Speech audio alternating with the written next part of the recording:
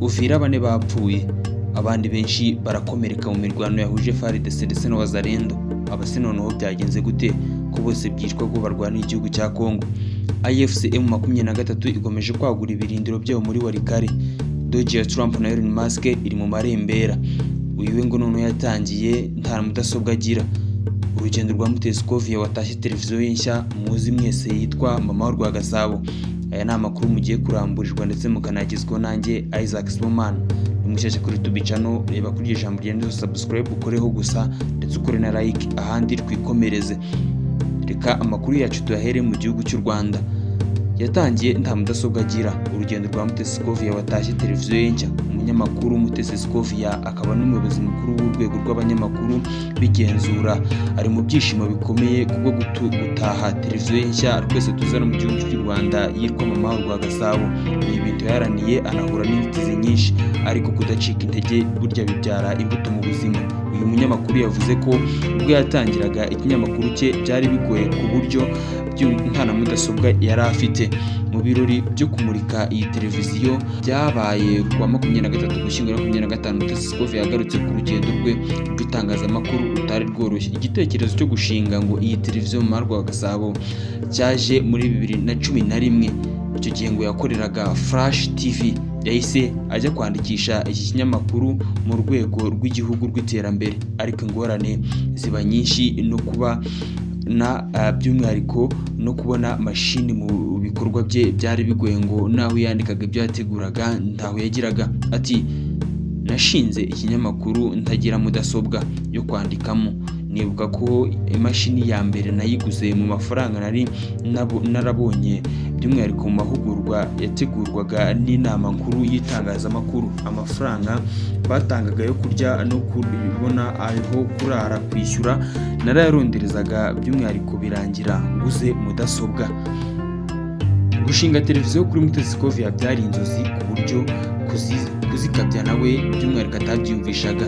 Impamvu nuko bisaba ibintu byinshi kandi bigiye bitandukanye. Mutescovia wari ufite imishinga myinshi, ariko nta mikoro yakomeje gukora ndetse aza no gufungura YouTube channel.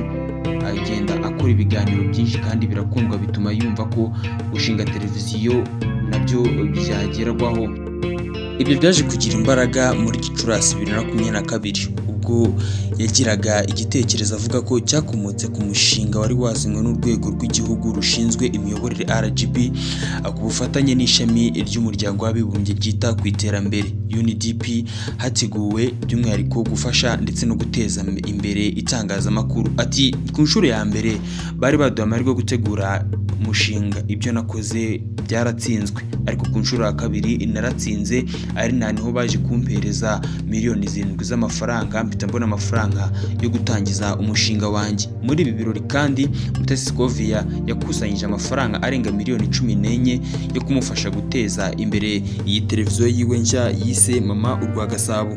Mu birori byiwe by'umwihariko byo gutaha iyi televiziyo, Mutescovia yahaye by'umwihariko yatumiye abantu benshi bagiye batandukanye ndetse anahabwa n'inkunga nyinshi zigiye zitandukanye, by'umwihariko nka Apotre Mignone Kabera yatanze inkunga ya miliyoni 5 z'amafaranga y'u Rwanda, Coach Gaël atanga miliyoni 3 ndetse na perezida wa Gorilla AFC by'umwihariko Mudaheranwa Haji Yusufu atanga miliyoni 2, ndetse murabona ko no mu birori bye hari hajemo abantu benshi bagiye batandukanye, ndetse harimo na Israel Mbonye wari waje kumushyigikira ndetse nawe wagiye atanga amafaranga menshi ataragiye amenyekana.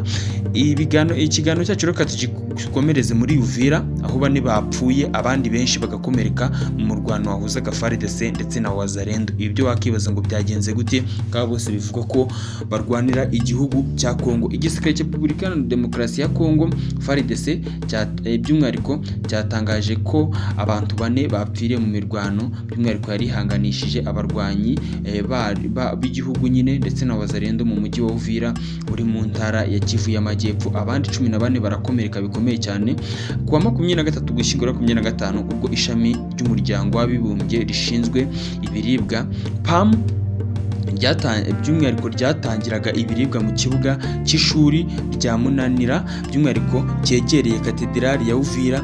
Abitwaje intwaro bo muri Wazalendo bariteye cyangwa se baraje bagerageza kuba batwara ibingibi bari bari gutanga kandi bakoresheje ingufu. Abasirikare ba RDC ubwo babimenyeshwaga bagerageje kuba baza, ndetse urugamba ruba urukomeye cyane. Bamenyeshejwe iki kibazo bajya gutabara, ariko Wazalendo banga kubahiriza itegeko ryabo, nubwo hatangiye imirwano ikomeye cyane, by'umwihariko humvikanamo imbunda nini n'intoya. Ubwo niwumva imbunda nini ni machine gun ndetse na za AK47. Iyi mirwano by'umwihariko yatumye abafataga izi mfashanyo by'umwihariko birukanka, ndetse n'abakinaga umupira hafi aho ngo birukanka bakajya kwisha muri Kiliziya, ndetse basangamo abandi benshi, urubyiruko by'umwihariko bizihizaga umunsi mukuru nyine w'urubyiruko rwa Kiliziya Gatolika. Umuvugizi w'ingabo za RDC ziri mu bikorwa bya gisirikare muri Kivu y'Amajyepfo, Lieutenant Mbunyi Karungi Ligan, by'umwihariko yatangaje ko ituze ryagarutse muri Uvira, ariko ko hapfuye abantu 4 barimo umusirikare wa leta Wazalendo hapfa 2 ndetse n'umusivile umwe. Lieutenant kandi Mbunyi yatangaje ko iyi mirwano by'umwihariko yakomerekeyemo abantu 14 barimo abasirikare 2 ba leta, abasivili 9 ndetse na Wazalendo hakomerekeramo abandi 3. Amakuru yacu rero reka tuyakomereze aho AFC 23 ikomeje kwagura ibirindiro byayo muri Walikale. Ihuriro rya AFC 23 by'umwihariko rirwanya ubutegetsi bwa Repubulika Iharanira Demokarasi ya Kongo rikomeje kwagura ibirindiro byaryo muri teritwari ya Walikale mu ntara ya Kivu y'Amajyaruguru. Ahari by'umwihariko hari hasanzwe higanje by'umwihariko ku ruhande rw'ingabo za Kongo.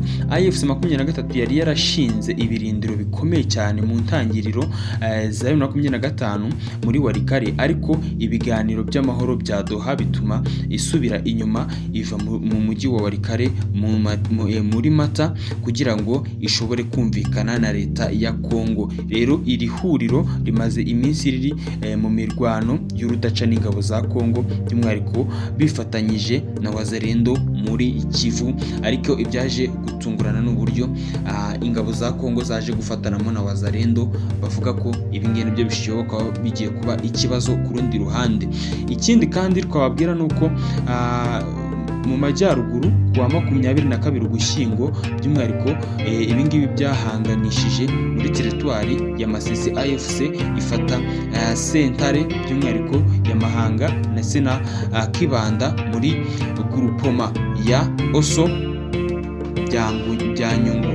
Kuwa 23 rero Ugushyingo AFC 23 yagabye igitero gikomeye cyane ku birindiro by'ingabo za Kongo ndetse na Wazalendo muri centre by'umwihariko ya Buhimba, ndetse hano groupement ya Warewo Yungu muri teritwari ya Walikale.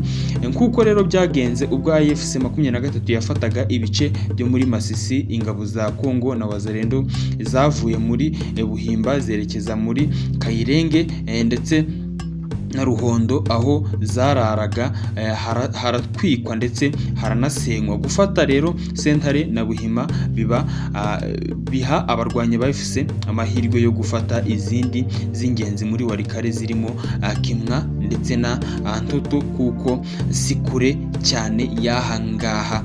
Tariki ya 21 rero Ugushyingo abarwanyi ba AFC 23 bafashe Sentare ya Karaki ndetse nayo iherereye muri Warawo Yungu, ndetse ahari hafi nyine muri Walikale. Byagaragaje ko bari bafite ibikoresho bya gisirikare bihambaye kandi bifite ingufu, akaba aribyo byatumye rero abasirikare b'igihugu cya Kongo batsindwa, ndetse bituma bahungaho kugira ngo bicwe na M23. Rero doji ya Trump ari na noti yo komereza amakuru yacu, ndetse tunagana ku musozo. Doji ya Trump na Elon Musk iri mu marembera. Doji urwego rwashyizweho na Perezida Trump rugabanya by'umwihariko rugahabwa inshingano zo kugabanya amafaranga akoreshwa mu nzego za leta, by'umwihariko rwasenyutse mu gihe haburaga amezi 8 ngo manda yarwo irangire cyangwa se icyo bari barushyiriyeho kirangire. Doge rero by'umwihariko yatangijwe muri Mutarama 2025 ihabwa umunyemari Elon Musk wari inshuti ya Trump ngo ayiyobore. Yari yitezweho kugabanya amafaranga atagira ingano leta ishyira mu bikorwa bitandukanye no kugabanya abakozi ndetse bakora rimwe na rimwe ugasanga ibyo bakora ntabwo biri ngombwa. Trump kandi by'umwihariko yagaragaza ko ibikoresho ndetse no kuba iyi ngiyi ihawe Elon Musk hari icyo bizatanga kandi hari inyungu nyinshi bizatuma nyine igihugu ndetse kibasha no kuba cyagabanya amafaranga cyorezaga mu mahanga. Mu gihe rero haburaga amezi 8 ngo Doge irangize manda yayo, umuyobozi w'ikigo cya leta ya Amerika gishinzwe abakozi Scott Cooper by'umwihariko yabwiye Reuters ko Doge itakibaho, agaragaza ko itariki by'umwihariko urwego rufite imiyoborere ihurijweho hamwe kuko ibikorwa byayo byinshi byahawe ikigo ayobora. Rero nubwo Trump yasinye iteka rihamya ko Doge izakomeza kugeza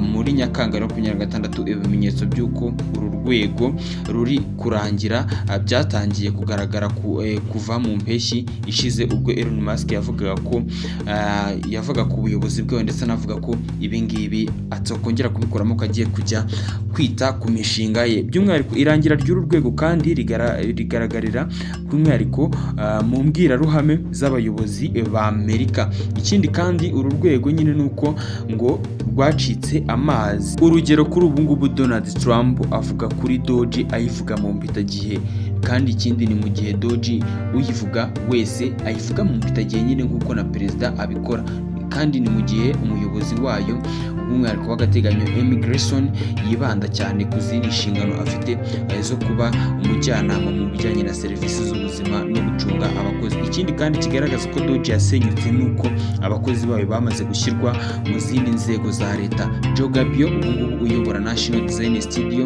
yashyiriweho kuvugurura no kunoza imiterere y'imbuga za leta.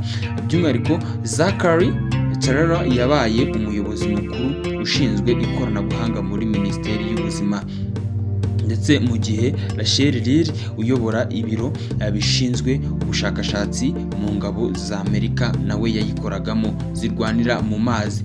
Jeremy Lewin we ushinzwe igenamigambi ry'ubufasha by'umwihariko bw'amahanga muri Minisiteri y'Ububanyi n'Amahanga. Ibi ngibi akaba ari byo bintu bigaragaza ko rero iyi Doge yarangiye itagihari kandi ko ibikorwa byayo bizongera no kuba byakongera gukorwa ukundi. Reka ngushimire ko abanye muri kino kiganiro, ubwire ngo twabanye ndi Isa, ni mu mishyashya kuri YouTube channel, kora subscribe tujye tubana ubugano byinshi bigiye bitandukanye.